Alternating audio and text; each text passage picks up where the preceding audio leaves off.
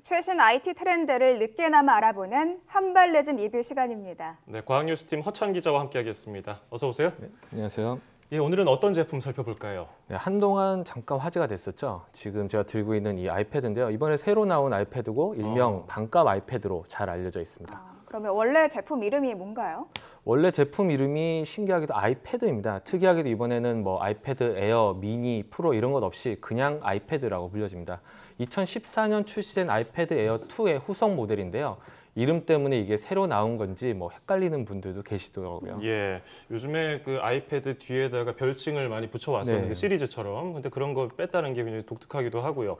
그래서 그 반값 아이패드라고 이렇게 부르는 것 같은데요. 가격도 반값인가요?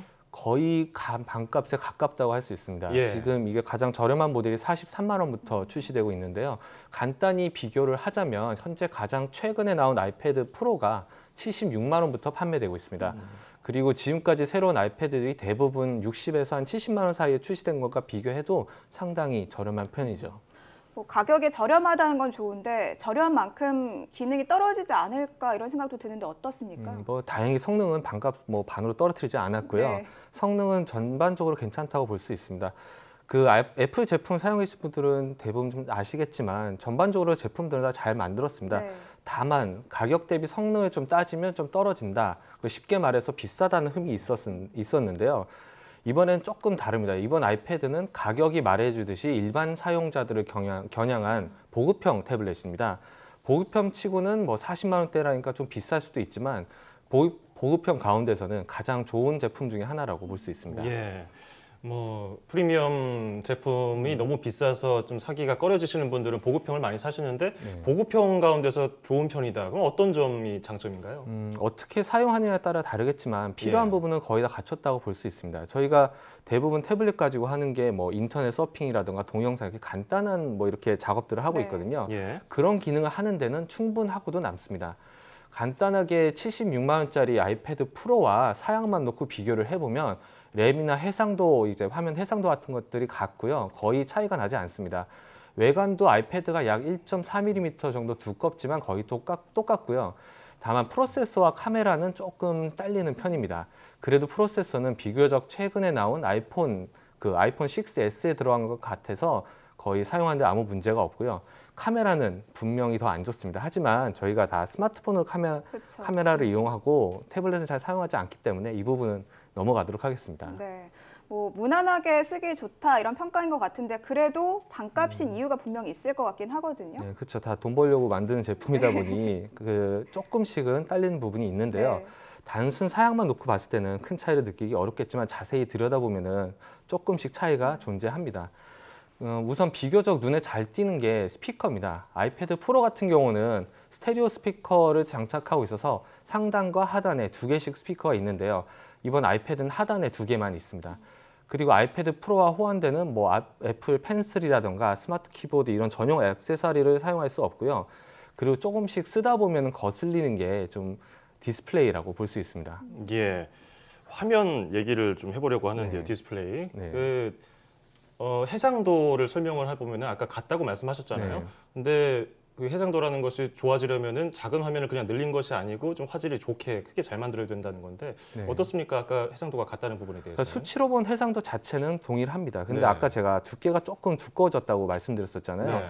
그게 이제 제조 방식이 달라서 그런데요. 일반 디스플레이 같은 경우, 그러니까 아이패드 제품들은 터치 패널과 이제 눈으로 보는 스크린을 이제 하나로 붙여서 만드는 제품들이 이런 제작 방식으로 만들어졌었는데 이번 같은 경우는 이제 따로따로 제조해가지고 붙였기 때문에 두께가 조금 늘어났습니다. 예. 그래서 자세히 보면 화면이 본체보다 조금 밑에 있다는 것을 볼 수 있는데요. 이와 함께 또 그 코팅 처리가 안 돼 있어서 빛에 이제 좀 취약합니다. 빛반사를 이제 화면을 보다 보면은 야외에서 보면 빛이 반사되는 걸 맞아요. 느낄 수 눈이 부실 있거든요. 수 있겠네요. 예, 그런 부분이 있는데 사실 그런 부분은 누가 얘기해주지 않으면 잘 모르는데 제가 이미 말씀을 드렸잖아요. 네. 그럼 예. 조금 거슬릴 수도 있습니다. 볼 때마다. 사용하는 분들에 따라서 조금 불편함을 느낄 수 있다 이런 말씀이신데 사실 우리가 애플 제품 하면 대부분 고가고 고가 전략을 네. 쓰고 있다고 볼 수 있잖아요. 그런데 왜 이번엔 이런 좀 보급형, 상대적으로 저렴한 제품을 출시하는 걸까요? 애플이 공식적으로 뭐 발표한 내용은 없었지만 우선 그 태블릿 시장 전체적으로 태블릿 시장 아이패드뿐이 아니라 전체적으로 판매가 저조한 것을 뭐 원인으로 볼 수 있습니다. 다들 혹시 그 태블릿 아시나요?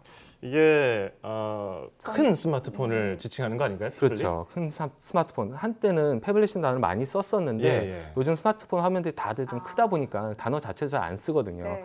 그런데 이렇게 태블릿이 보편화되면서 태블릿의 위치가 좀 애매해졌습니다. 예. 큰 화면의 스마트폰을 이제 사용하다 보니까 굳이 뭐 새 태블릿이 출시돼도 사람들이 뭐 가진 사람들은 바꾸지도 않고 또 새로 사는 사람들도 줄어든 거죠. 그래서 제가 실제 사람들에게 태블릿을 얼마나 사용하는지 한번 물어봤는데요. 화면 함께 한번 보시겠습니다. 핸드폰이 편해서 태블릿 사용 안 해요. 노트북도 있고 스마트폰도 쓰고 있어가지고 굳이 필요 없어가지고 스마트폰이 태블릿 역할 해주니까 굳이 안 쓰고. 네, 여러 시민들의 이야기를 들어봐도 그렇고 뭐 거리에 봐도 그렇고 뭐 지하철이라든가 커피숍 이런 데 봐도 요즘에는 태블릿 쓰시는 분들 잘 안 계시는 것 같긴 해요. 네, 뭐 확실히 많이 판매가 많이 저조해졌습니다. 네. 그 한 시장 조사 기관에 의하면요, 2015년 전 세계 태블릿 출하량은 약 2억 대 정도가 넘었지만 작년에 1억 7천만 대 정도로 15% 정도 줄었다고 합니다. 그리고 올해 1분기만 해도 올해 1분기 역시 작년보다 9% 가까이 줄었는데요. 애플의 경우 꾸준히 한 25% 정도의 점유율을 지키고 있어서 세계 1위 자리를 이제 계속 지키고 있지만 전체 판매량은 마찬가지로 줄고 있습니다. 그래서 최근에는 아이패드가 애플 전체 매출의 약 7%밖에 차지하지 않는다는 그런 발표도 있었습니다. 예. 그렇기 때문에 더 많은 사용자를 좀 확보하려고 출시를 했다 이렇게 볼 수 있을까요? 그렇게 해석할 수도 있죠. 그리고 여기에다가 태블릿 판매가 저조해지다 보니까 뭐 다른 회사들도 가만히 있지는 않잖아요. 예. 시장 자체가 좀 변하기 시작했습니다. 태블릿이 그동안은 그저 스마트폰의 화면을 좀 키운 그런 제품이었다면 이제는 키보드 등을 장착하고 뭐 탈착할 수 있어가지고 노트북의 역할까지 대신할 수 있는 뭐 일종의 하이브리드 제품들이 출시되기 시작했습니다. 대표적으로 마이크로소프트에서 출시한 서피스 시리즈를 들 수 있었는데요. 이런 제품들을 대응하기 위해서 애플이 내놓은 게 바로 아이패드 프로입니다. 아이패드 프로는 이제 전용 액세서리로 노트북과 같은 사용자 경험을 이제 제공하려고 한 건데요. 하지만 이 아이패드 프로가 나오면서 기존 아이패드 에어의 위치가 애매해진 겁니다. 예.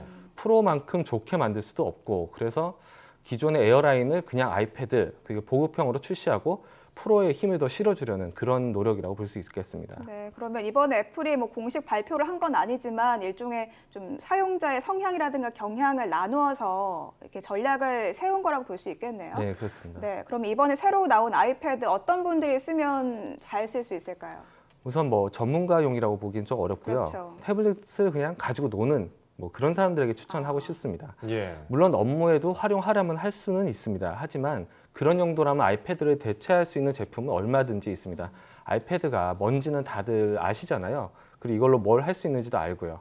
그런 걸 비교적 저렴한 가격에 할 수 있는 제품이다. 그래서 뭐 특별한 건 없지만 그냥 잘 만든 아이패드라고 볼 수 있습니다. 예. 허찬 기자가 지금까지 태블릿 PC 여러 개를 써봤을 거 아니에요? 여러 개 써봤죠. 예. 이번에 새로 나온 아이패드를 써봤을 때 개인적인 느낌은 어땠습니까?